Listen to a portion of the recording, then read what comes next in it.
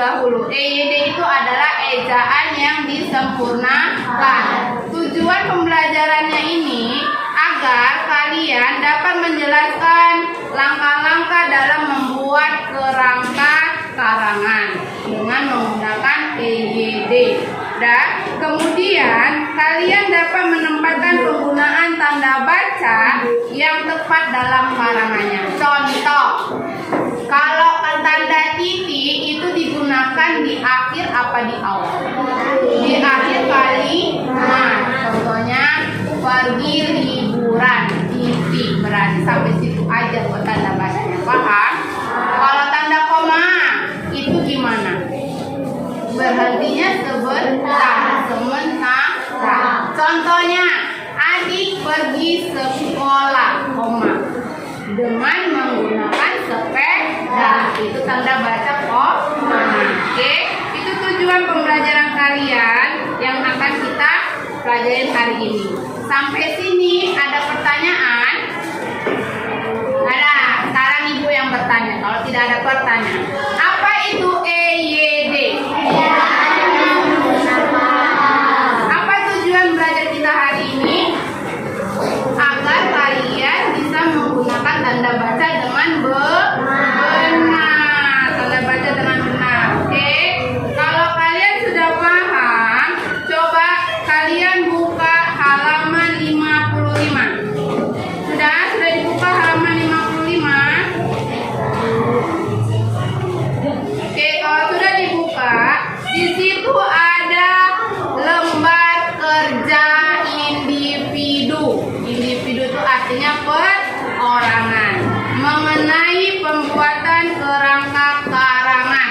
Yang namanya karangan pasti ada namanya alinea. Tahu alinea kan? Paragraf. Kalian buatlah contoh cerita dengan paragrafnya berjumlah 5. Bisa? Bisa. Itu tugas individu. Sekarang tugas berkelompoknya. Ini nanti berkelompok ya, masing-masing 4 orang. Maksimal 4 orang, minimal 2 orang. Tugas kelompoknya kalian melalui diskusi kelompok, kembangkan karangan yang kalian buat. Contoh, misalnya ibu kasih contoh, dongeng bawang merah, bawang putih. Dengan kalian kerjakan menggunakan bahasa sendiri. Paham sampai sini? Oke, kalau kalian sudah paham, kalian kumpulkan tugas ini di meja ibu. Ibu akan mengkoreksinya nanti. Udah? Kalau sudah paham, ada yang mau bertanya? Tidak ada? Oke, ibu akan menyimpulkan pembelajaran kita hari ini. Oke, dari awal kita sudah bilang EYD. Apa itu EYD?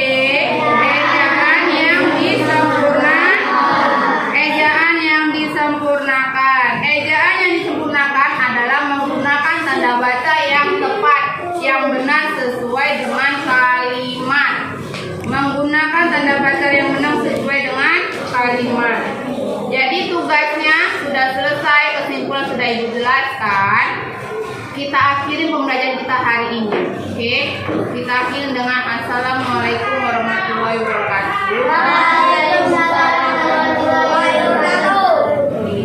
Tadi ada yang lupa kan?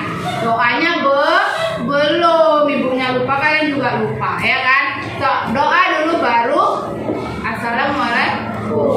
Doa dimulai. Doa selesai. Oke, ibu akhiri dengan assalamualaikum warahmatullahi wabarakatuh. Waalaikumsalam warahmatullahi wabarakatuh. Waalaikumsalam warahmatullahi wabarakatuh. Selamat siang anak ibu. Siang bu.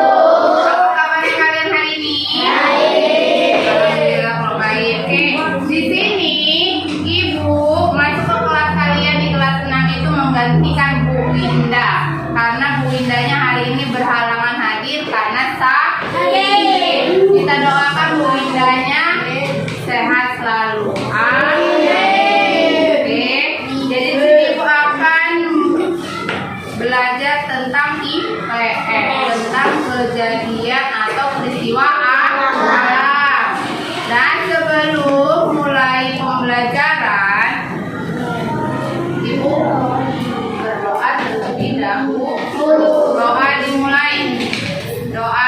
selesai. Oke. Kemudian ibu akan mengecek kehadiran kalian. Dari Yoga, Wahyu, Sigit, Rizky, hadir bu, semua hadir ya.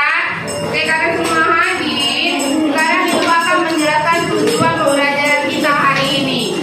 Tujuan pembelajaran kita hari ini tentang IPS, melalui tanya jawab yang akan ibu sampaikan, kalian dapat menyebutkan dua faktor penyebab terjadinya bencana alam. Nah, tema kita hari ini bencana alam. Apa itu peristiwa alam atau bencana alam? Peristiwa iya, disebabkan oleh alam. Contohnya apa itu? Banjir, gempa bumi, tsunami, iya, banjir, gempa bumi, gunung meletus, ya kan? Banjir, penyebab dari banjir itu apa? Buang sampah sembarangan. Seharusnya buang sampahnya ke tong sampah, ini buangnya di selokan, ya kan? Jadi tersumbat di bawah hujan deras setiap hari, jadinya banjir. Itu penyebab pertama. Penyebab keduanya tahu tidak?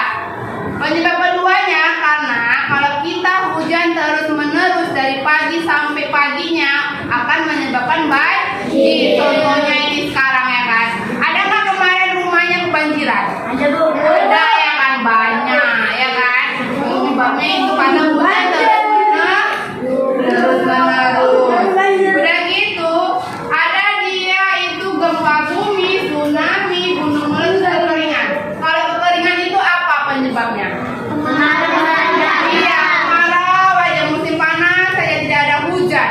Jadi tanahnya itu retak-retak, ya kan? Kemarau panjang jadinya. Jadi kita pun juga akan kekeringan, kehausan kalau untuk tumbuhan yang tidak disiram, ya kan? Dan itu tujuannya. Selanjutnya tujuannya nanti setelah ibu memberitahukan contohnya tadi, kalian akan melakukan kegiatan berdiskusi. Berdiskusi berarti berkelompok, misalnya nih 4 orang. Nanti ada tugas yang ibu kasih. Kemudian ada tugas individu. Individu itu perorangan. Oke, sampai sini ada pertanyaan? Tidak ada? Sudah paham? Oke, alhamdulillah kok sudah paham. Jadi kalau ibu tanya lagi tadi, contoh dari bencana alam itu apa aja?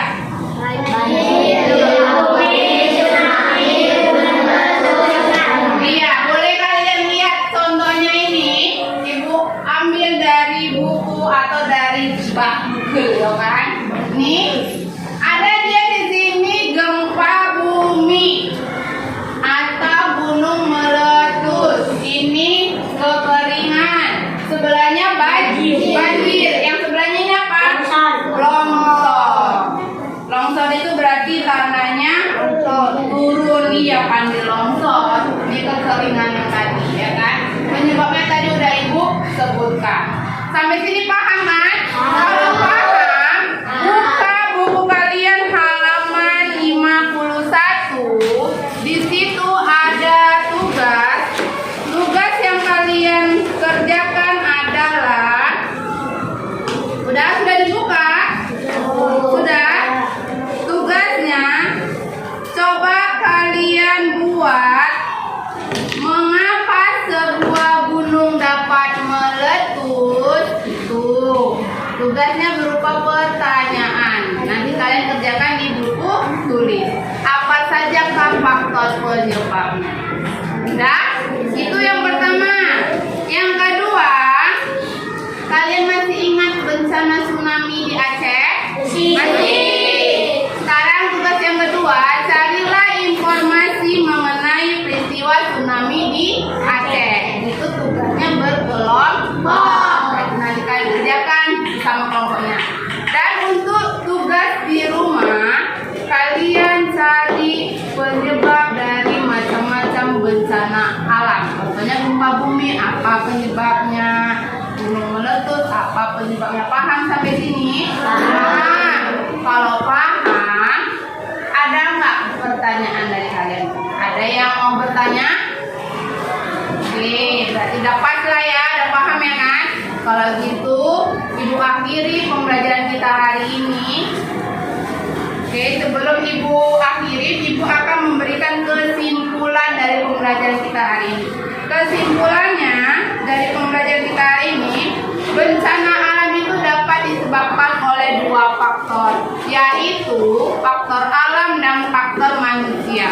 Faktor alam dapat diartikan bahwa suatu bencana yang terjadi disebabkan oleh keadaan alam. Sedangkan faktor manusia merupakan perilaku lalai ataupun perilaku tidak bertanggung jawab yang dilakukan manusia terhadap alam. Apa contohnya tadi? Contohnya tadi banjir. Kalian buang sampah sembarangan, buangnya ke selokan bisa menyebabkan banjir. Itu juga faktor dari manusia. Oke, sudah disimpulkan. Sekarang Ibu akhiri. Akhiri dengan berdoa. Doa dimulai. Doa selesai. Oke, sampai jumpa di minggu depan.